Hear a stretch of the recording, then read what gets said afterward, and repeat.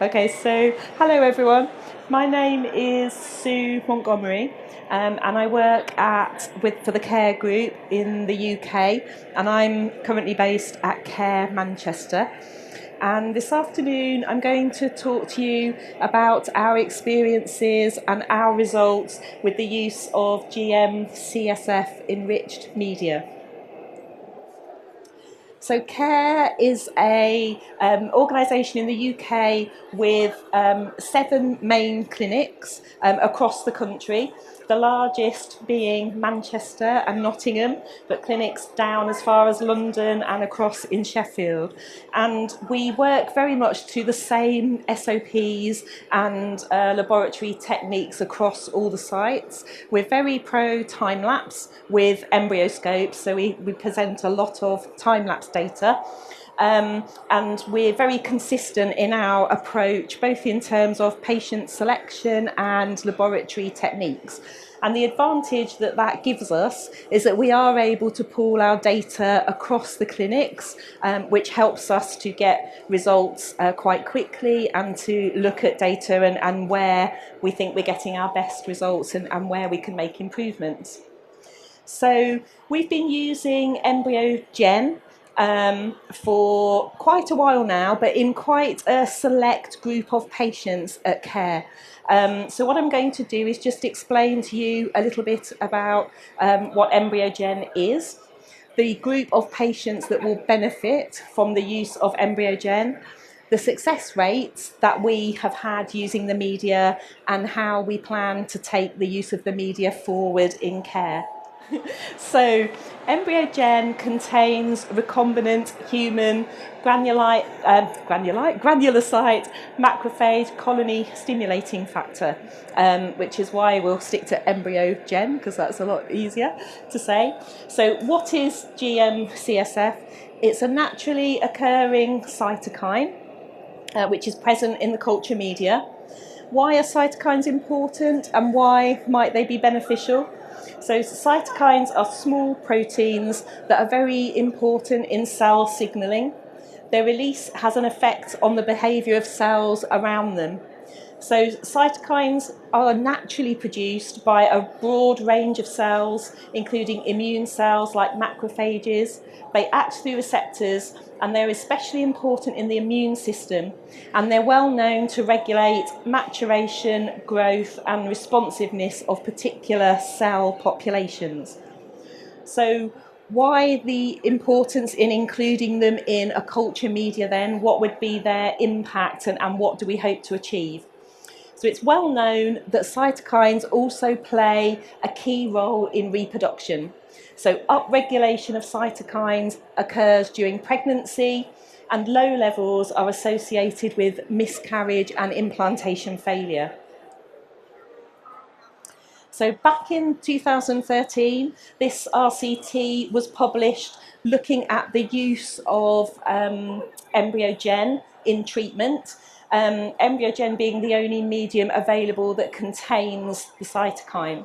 And you can see, don't know whether this works very well, but you can see from this group here that the overall results obtained from the RCT suggest that the results using this media are equivalent to standard medias without the cytokines, so there's no detrimental effect there at all. But what was most interesting about this RCT were the results that were obtained in patients that had previously experienced a miscarriage. And as we know that the cytokines play a role in miscarriage, then this data is obviously really interesting. So you can see that it was shown to be significantly improved results in the miscarriage group in terms of positive pregnancy test, but mostly ongoing clinical pregnancies. So in terms of the use of EmbryoGen practically in the lab, we use the EmbryoGen for gamete preparation and embryo culture, fertilisation and embryo culture up to day 3, completely as per our standard SOPs for laboratory culture conditions, so it's not a dramatic change. And then for patients having going on to the blastocyst stage, having blastocyst culture and a blastocyst transfer on day 5. On day 3, we switch into EmbryoGen for those last couple of days of development as per the SOP suggests. So the only difference for us from a practical sense in the laboratory is that we have to plan to do a dish change on day 3 to go from EmbryoGen into ESHRE, and we currently do uninterrupted culture in the lab as a routine. So these are the only patients that we do a day 3 dish change for.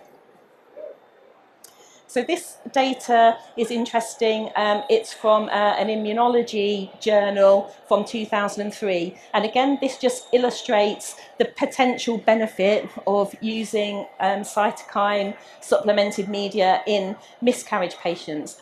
So this data shows the normal GM-CSF profile in fertile women, which is the yellow line, compared to the purple line for patients with recurrent miscarriage. So basing up on a picture, there is quite a lot of evidence to suggest that cytokines do play a role in miscarriage patients. And for that reason, when we started using the media in care, we decided to focus on those patients that had had a previous miscarriage rather than our standard group of patients. So across the group in all the clinics to date, we've treated 58 patients with the media, which obviously is still quite a low amount, but that's because it's such a specific group that we want to target. And the group of patients that we've treated, I think you'll agree, are really quite a poor prognosis group of patients. So average age range 34.9, but it's the number of previous miscarriages really that jumps out at you. So 74% of these patients that we treated have had a previous miscarriage, and some quite high numbers of embryo transfers there as well, and very low numbers of clinical pregnancies, which quite often then went on to result in a miscarriage. So we specifically highlighted this group of patients to be patients that we wanted to try with this media to see whether we could get better results for them than they'd experienced previously. And these are results so far. So you can see that we've got really good biochemical, clinical pregnancy rates in this very poor group of patients. But what I want to draw your attention to the most is the miscarriage rate that we see here. So this very poor prognosis group, who've had a very high level of miscarriages in the past, have a really good ongoing clinical pregnancy rate and a very, very low miscarriage rate compared to what they have previously experienced.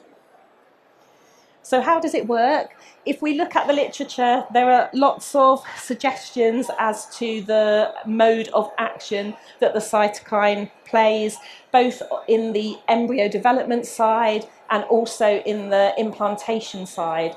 So there are references to support the fact that it accelerates embryo development, that it improves embryo development to the blastocyst stage, that it increases the number of viable ICM cells in the blastocyst, reduced levels of apoptosis, and also a paper that suggests that the glucose uptake is improved in these embryos. So the immunology side and the implantation side, I'm not going to go into a lot of detail on being an embryologist, but for those of you who want to look at that side of it, there is quite a lot of evidence to suggest that it is benefit in that area as well.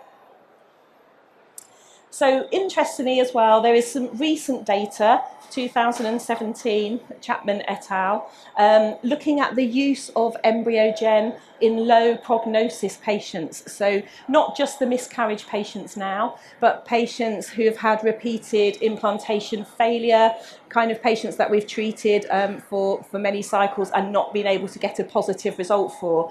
And again, these data are really, really positive. So you can see that in this, again, fairly small group of patients, the clinical pregnancy rate and the fetal heart rate is much improved with the use of EmbryoGen. So what can we conclude so far from our experience and the published data that is available? Well, the EmbryoGen, BlastGen system gives excellent success rates across the board for all patients, and it significantly increases ongoing clinical pregnancy and live birth rates in patients who have suffered a previous miscarriage. And it's also possible that poor prognosis patients and recurrent implantation failure patients may benefit from the use of EmbryoGen and BlastGen as well. So just remains for me to say thank you very much for listening, and thank you to my colleagues in the other care clinics whose data we've pulled together in order to be able to give you this presentation. Thank you very much.